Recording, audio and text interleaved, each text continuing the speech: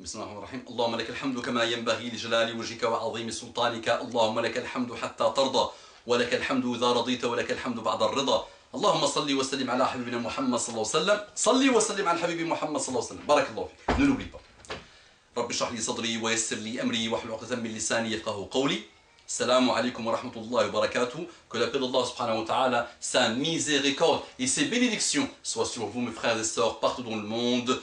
Bonjour, mes frères et sœurs en humanité. Qu'Allah vous guide, qu'Allah me guide, qu'Allah nous guide. Allahumma ardina warda anna, Allahumma aqbalna wa taqabbal minna. Allahumma arina al-haqqa haqqan, warzuqna ittiba'ahu, wa arina al-batila batilan, warzuqna ijtinabahu. اللهم يا رب اجعلنا ممن يستمعون القول فيتبعون احسنه. اللهم اخلص نياتنا، اللهم اخلص السنتنا، اللهم اخلص قلوبنا، اللهم استعملنا في طريقك، اللهم استعملنا في صراطك السوي. وصل اللهم وسلم وزد وبارك على سيدنا محمد وعلى آله الطيبين الطاهرين. On rentre directement dans le vif du sujet. Salam alaikum wa rahmatullahi wa barakatuh. C'est un frère qui m'envoie ce message. Voilà mon frère, ce lundi, je suis allé à la boucherie pour faire quelques achats et de plus en plus, souvent, j'assiste à des scènes qui m'énervent beaucoup. J'entre dans la boucherie et je vois des femmes d'origine musulmane, on va dire, habillées d'une manière provocante, c'est-à-dire une tonne de rouge à lèvres, des décolletés, des mini-jupes, etc. Et ces femmes, quand elles discutent avec le boucher, on aurait dit qu'elles parlaient à leur mari. Et je suis sûr que même à leur mari, elles ne parlent pas de cette manière. On entend des compliments sur la tenue vestimentaire, une forme de drague. Quand elles parlent, il n'y a même pas de respect et de pudeur. Elles parlent fort, elles rient fort, et on dirait qu'elles ne se rendent même pas compte de leur comportement.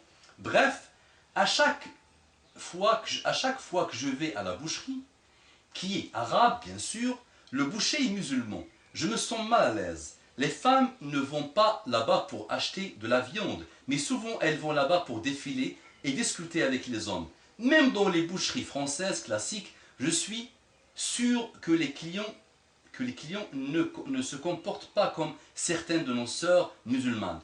On dirait que ce cas de la boucherie est révélateur de l'état de certaines de nos sœurs aujourd'hui. Elles sont complètement perdues, mais j'essaie d'observer leur comportement.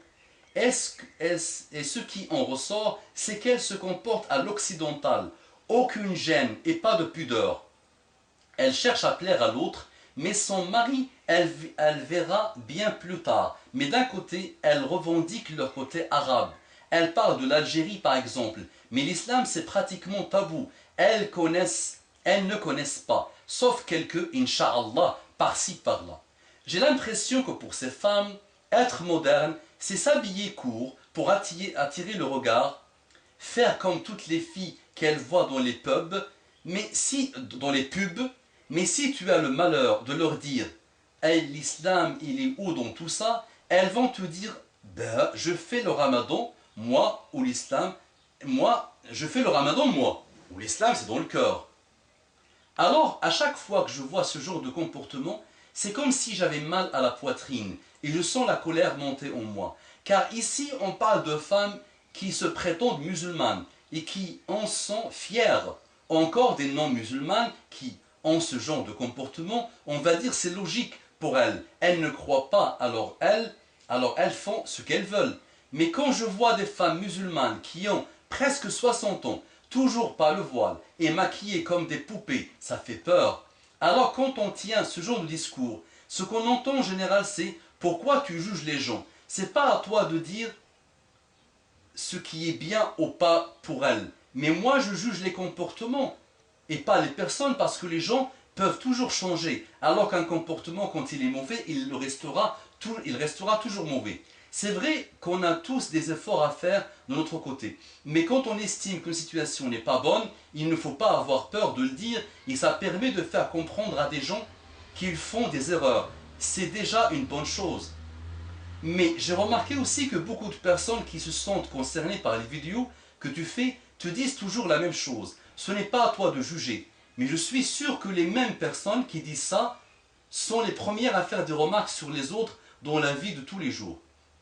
Pour finir, quand une personne a de la salade entre les dents, par exemple, on ne va rien lui dire pour ne pas la juger. Si on aime vraiment cette personne, on va lui dire.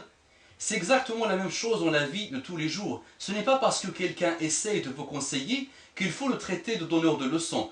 On a tous des défauts. Il faut être modeste et accepter les conseils de l'autre. Je tiens à dire que je ne généralise pas et toutes les femmes, sur toutes les femmes musulmanes. Alhamdulillah, beaucoup de nos sœurs ont un bon comportement. Barakallahu fik pour tes rappels, mon frère. Qu'Allah nous guide. Amin ya Rabbal Alamin. Ce mail, ça fait quelque temps que je l'ai reçu et ça fait quelque temps que je me dis à chaque fois je vais le lire. Il résume à lui-même la situation. J'ai pas besoin d'ouvrir mon bec. Il y a deux problématiques qui sortent. C'est cette histoire de nos femmes qui partent dans les boucheries, chez les coiffeurs, dans le souk, dans le marché, dans le supermarché, là où tu les vois, tu te dis la ilaha illallah. Et moi je pense que les non-musulmanes sont mieux que les musulmans dans les comportements. Je vais vous le dire franchement, moi je ne suis pas quelqu'un qui me ment à moi-même. Je n'ai pas créé un mur de lamentation sur lequel je vais me lamenter toute ma vie. Moi je vais vous le dire, dans ce type de comportement, on voit des malheurs chez le boucher, dans le supermarché, là où il y a des arabettes qui arrivent, des musulmanettes qui arrivent, tu les vois. Moi je suis obligé malheureusement quand je sors dans la rue, j'enlève mes lunettes. Quand je rentre dans le boucher, je vois des choses. Et il a raison, ce qu'il dit. Avec le mari, il fait comme ça. Toujours méchante, toujours comme une lionne qui veut juste se jeter sur le mari. Et dès qu'elle sort de la rue, tu la vois, elle est toute fraîche, elle est toute gentille, elle ne pue pas, elle est gentille, elle est souriante, elle calme. Alors qu'Allah subhanahu wa ta'ala dit aux mères des musulmans, وَلَا تَخْضَعْنَ بِالْقَوْلِ فَيَطْمَعَ الَّذِي فِي قَلْبِهِ مَرَضٌ. Allah parle aux épouses de Muhammad sallallahu alayhi wa sallam, les mères des musulmans. Ne dites pas des paroles de ce type de paroles, les bizarroïdes, là, les paroles bizarroïdes, les paroles où il y a de la tentation. Ne les dites pas, n'ouvrez pas les portes. Parce que sinon, celui qui a une maladie dans le cœur, il va croire que vous êtes, il va vouloir faire des choses mauvaises avec vous. Ça, il parle, Allah subhanahu wa ta'ala, aux mères des croyants.